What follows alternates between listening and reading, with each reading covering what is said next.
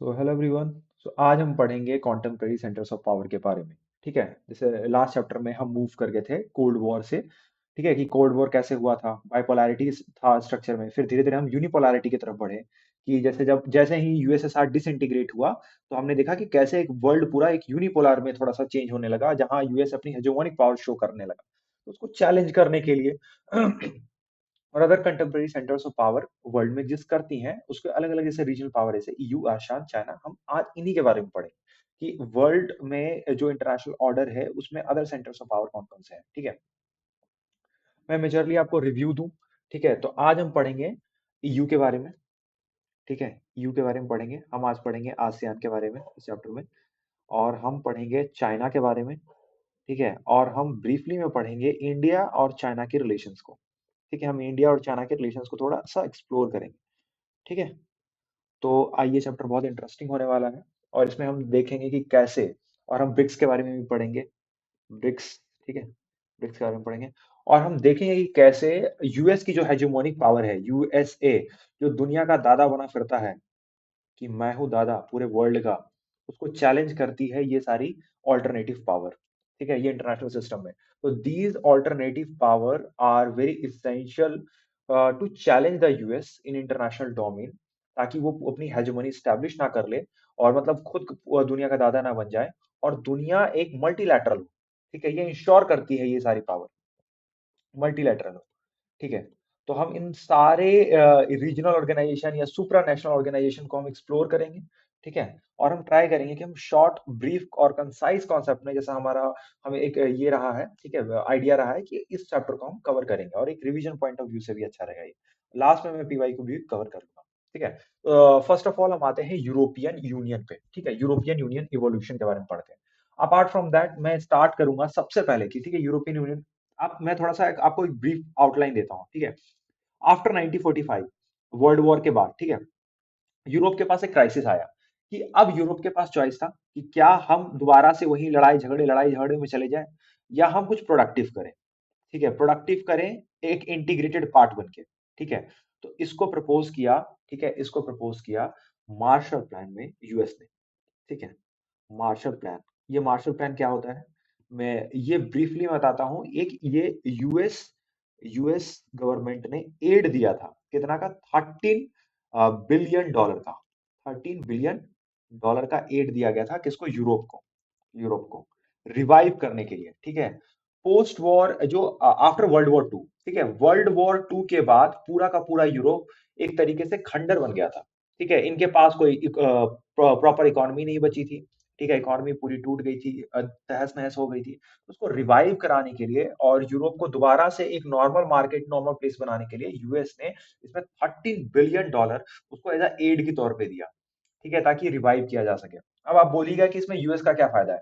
ठीक है, कि अगर कोई country in such a huge amount of money किसी को फाइनेंस कर रहा है, तो what is the idea behind it. ठीक है, और उनका क्या प्रॉफिट है इसमें। तो प्रॉफिट की बेसिक्स था कि वर्ल्ड वॉर 2 के बाद कम्युनिज्म जो था, कम्युनिज्म था बहुत ही स्प्रेडली, बहुत ही अग्रेसिवली स्प्रेड कर रहा था यूरोप में। ठीक है, तो वेस्टर्न यूरोप को, ठीक है, वेस्टर्न यूरोपियन कंट्री को कम्युनिज्म के पंजे से बचाने के लिए यूएस ने उनको अपने इन्फ्लुएंस में लेने के लिए ये सारे फंडेस दिए थे। ठीक है, तो उसके बाद जो इस फंड को अब रेगुलेट करने के लिए ना, जो बॉडी बनाई गई सबसे पहले, ओईईसी बनाई गई। ठीक है, organisation of European economic cooperation. ठीक है, 1948 में बनाई गई। और फिर इकोनॉमिक काउंसिल जो बनाई गई, यूरोपियन काउंसिल जो बनाई गई 1957 में बनाई गई। Finally establishing the EU in 1992 after the Soviet collapse. ठीक है, देखिए ईयू जो बनता है ना, वो स्टेप बाय स्टेप बनता है। ठीक है, ईयू बनता है स्टेप बाय स्टेप, धीरे धीरे धीरे धीरे इंटीग्रेट होता है।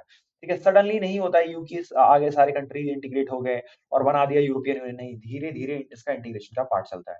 इसका इंटीग्रेशन का पार्ट आप कह सकते हैं कि 47 से स्टार्ट होता है। तो मार्शल प्लान को यूएस में जो वहां के जो सेक्रेटरी ऑफ स्टेट थे, उन्होंने वहां के देन प्रेसिडेंट हेनरी ट्रूमैन को प्रपोज किया था। कब प्रपोज किया था, 1947 में, और उस पे हेनरी ट्रूमैन ने साइन किया था 1948 में। और तब जाके ये फंड रिलीज होना स्टार्ट हुआ। ठीक है, और कितने, इतना 13 बिलियन यूएस डॉलर का। ठीक है, ये फंड आया मार्शल प्लान के तहत, कहाँ आया, यूरोप में आया। ठीक है, यूरोप में आया, यूरोप में आया, ताकि यूरोप को दोबारा से क्या कराया जाए, रिवाइव कराया जाए, रिवाइव यूरोप। ठीक है, पोस्ट वर्ल्ड वॉर 2। ठीक है, वर्ल्ड वॉर 2 के बाद उसको रिवाइव कराया जाए।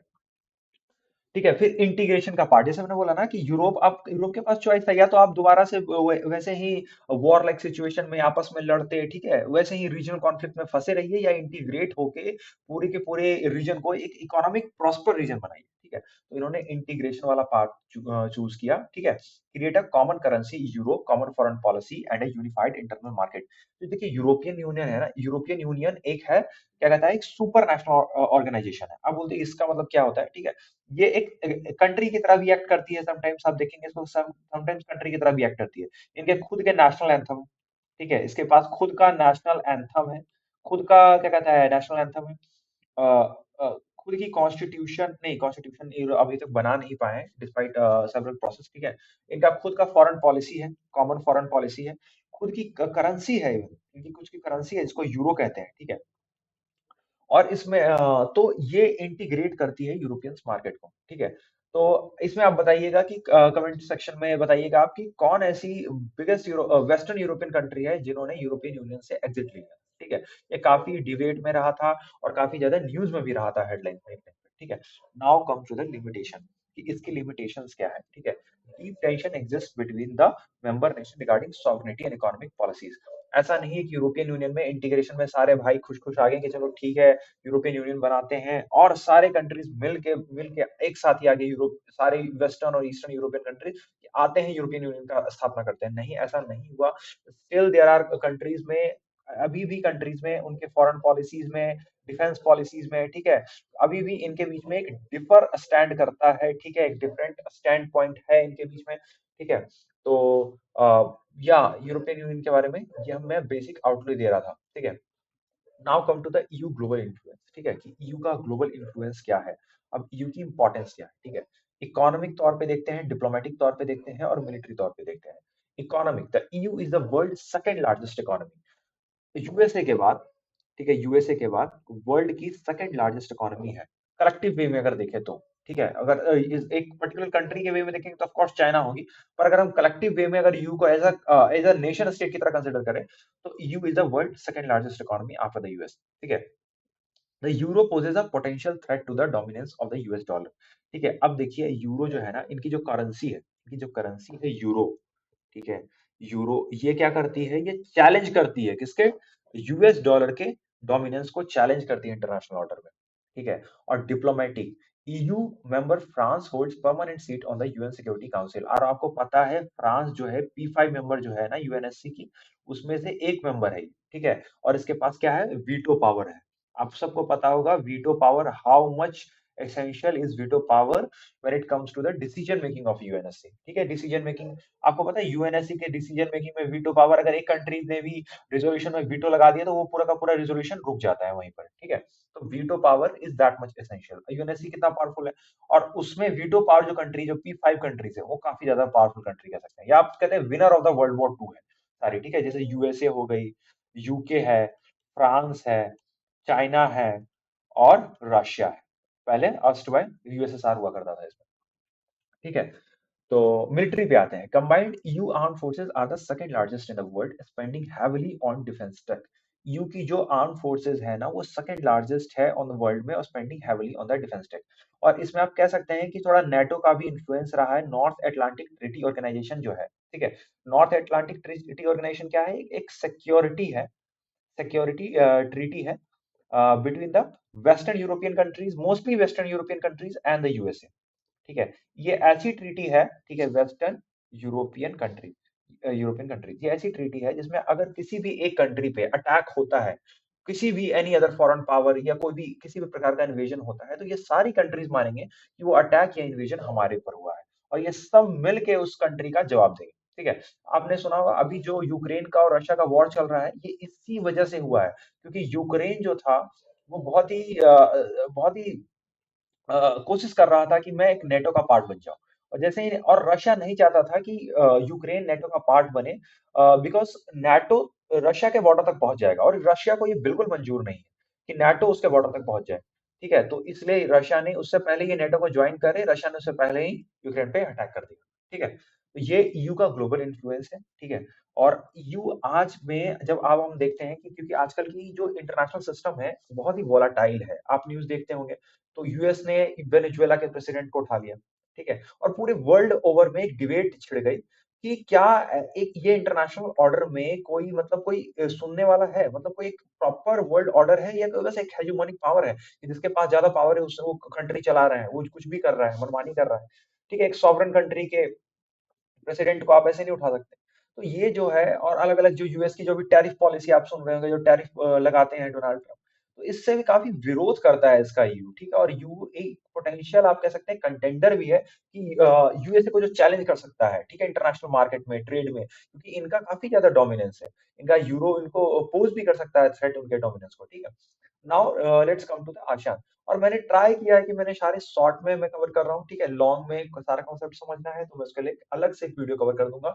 और मेरा अभी लास्ट ट्राई रहेगा कि प्रीवियस ईयर क्वेश्चन पेपर पर एग्जाम ओरिएंटेड हम ज्यादा पढ़ेंगे, ठीक है, कि बोर्ड आने वाला है। आते हैं आसियान रीजनल कॉपरेशन पे। आसियान होता है association of south east Asian Nations, ठीक है। जो साउथ ईस्ट एशियन नेशन है ना, अब बोलेंगे कि ये क्या है। देखिए ये कोई सुप्रा नेशनल ऑर्गेनाइजेशन नहीं है लाइक ईयू, ठीक है। अनलाइक ईयू कोई ऐसा नहीं है। ये है एक रीजनल ब्लॉक, ठीक है, रीजनल ब्लॉक। तो हम ब्रीफली डिस्कस करते हैं व्हाट इज द नीड, तो why there is a need of such a kind of regional bloc, ठीक है। तो हम आफ्टर वर्ल्ड वॉर टू, देखिए सारी कहानी वर्ल्ड वॉर टू से बाद ही स्टार्ट होती है, ठीक है। तो after the world war two, ठीक है, जो ये साउथ ईस्ट ये जो ग्रुप ऑफ कंट्रीज है, south eastern group of countries है, दे फेस्ड रैम्पेंट पॉवर्टी, ठीक है। रैम्पेंट पॉवर्टी, इकोनॉमिक डिस्ट्रेस, ठीक है। इनको बहुत ज्यादा गरीबी, इकोनॉमिक अंडर डेवलपमेंट का सामना करना पड़ा। क्यों करना पड़ा? Due to the repeated colonialism, repeated colonialism, ठीक है, repeated colonialism, first by Britain and then by Japan. आपने सुना होगा जापान ने भी इन सारी कंट्रीज को कैप्चर किया था वर्ल्ड वॉर टू में। तो रिपीटेड कॉलोनियलिज्म हुआ जिसके कारण प्लंडर हुआ, लूट हुआ, वॉर हुआ। तो इससे कोई भी रीजन प्रॉस्पर नहीं करता है। तो इसके कारण क्या हुआ, सारी कंट्रीज में गरीबी आ गई, ठीक है, इकोनॉमिक डिस्ट्रेस हो गया, ट्रेड नहीं है, ठीक है। तो बहुत ज्यादा ये कंट्री आपस में ही लड़ रहे थे, बहुत ज्यादा दिक्कतें चल रही थी इन सारी कंट्रीज में पोस्ट वर्ल्ड वॉर में, ठीक है। और इवन जब ये लोग आजाद हुई, आफ्टर इवन कहते हैं कि जब ये न्यूली इंडिपेंडेंट कंट्रीज भी बनी, ठीक है।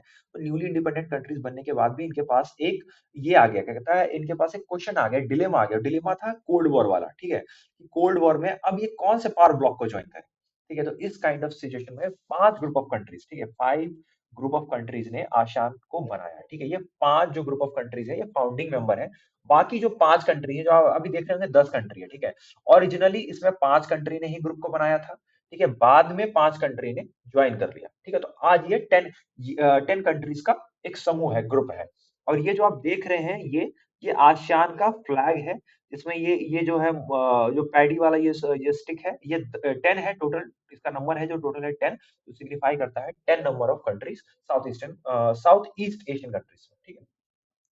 Establish in 1967 by Bangkok declaration. आप इसको याद रखिएगा कि बैंकॉक डिक्लेरेशन के बाद इसको एस्टैब्लिश किया गया, ठीक है, बाय 5 फाउंडिंग नेशंस के द्वारा, ठीक है। 5 फाउंडिंग नेशंस के द्वारा कौन कौन थे? मेनली इंडोनेशिया थे, फिलीपींस थे, थाईलैंड थे, मलेशिया थे, Malaysia, Indonesia, Philippines, Thailand, Malaysia, और कौन से थे?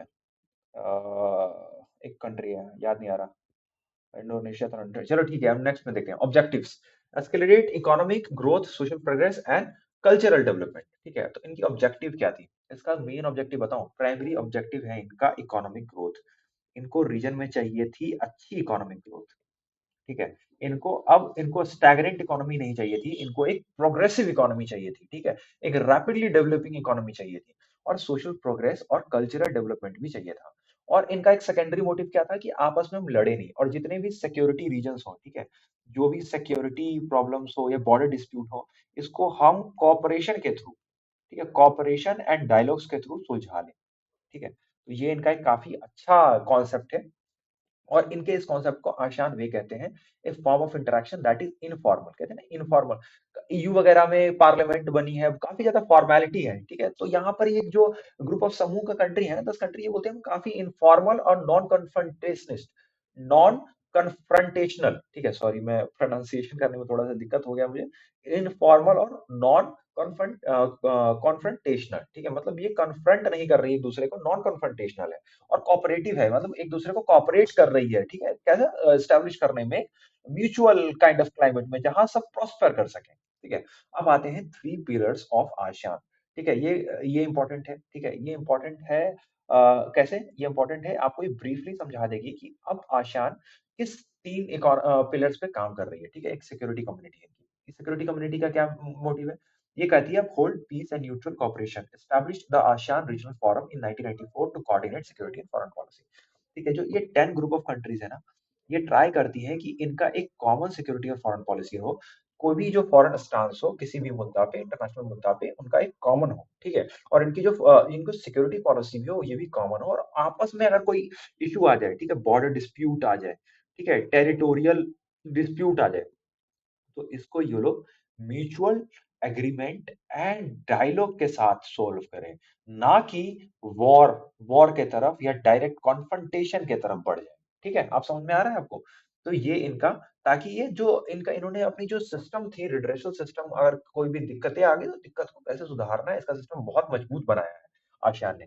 फिर आते हैं इकोनॉमिक कम्युनिटी पे, ठीक है, aims to create a common, देखिए आसियान का प्राइमरी ऑब्जेक्टिव क्या था, never forget the primary objective था to accelerate the economic development, ठीक है, इनका मेन मोटिव ये था कि इकोनॉमिक डेवलपमेंट को रीजन में पुश करना है, ये सब तो सेकेंडरी मोटिव हो गया, ठीक है, सिक्योरिटी को बढ़ाना और कल्चरल वगैरह को, सोशल सोसाइटी को बढ़ाना, ठीक है, aims to create a common market in a productive ways, focus on a free trade area, ठीक है, for investment, labour and service, free trade area के बारे में बताया गया कि जहां पर सारी कंट्रीज, जहां पर कोई टैरिफ, जो फ्री ट्रेड एरिया है ना, एफटीए से आप समझ जाइए, यहाँ पर कोई टैरिफ नहीं लगता, टैरिफ फ्री रीजन होता है, जैसे आज अपने जो ट्रम्प चाचा है, ये क्या करते हैं ना, सब पे धमकी देते रहते हैं सब दुनिया को, कि अच्छा आप हमारा बात नहीं सुनिएगा, आपके ऊपर हम 50% टैरिफ लगा देंगे, हमारा बात नहीं सुनेगा, आपके ऊपर 50% टैरिफ लगा देंगे, जहां जो है फ्री ट्रेड एरिया होता है जनरली, जहां पर आप जो फ्री होता है, ट्रेड का जो फ्लो होता है वो बिल्कुल फ्री होता है, without any kind of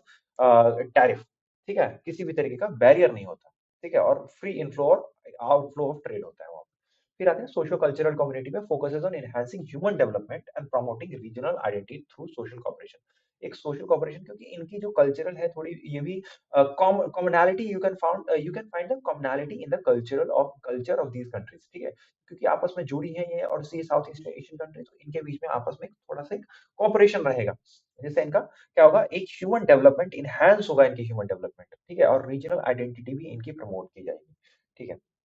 next आते हैं राइज ऑफ चाइना पे, बहुत इंपॉर्टेंट पार्ट है, चाइना आफ्टर यूएसए, अगर कहा जाता है कि अगर कोई पूरे वर्ल्ड में यूएसए को चैलेंज कर सकता है डायरेक्ट कंट्री, तो that is China current day में, ठीक है, इकोनॉमिक काफी मैसिव इकोनॉमिक ग्रोथ इन्होंने शो किया है इन द लास्ट डिकेड्स, ठीक है, और ये आने वाले टाइम में भी काफी बड़ी इकोनॉमिक ग्रोथ वाली कंट्री बनने जा रही है, ठीक है।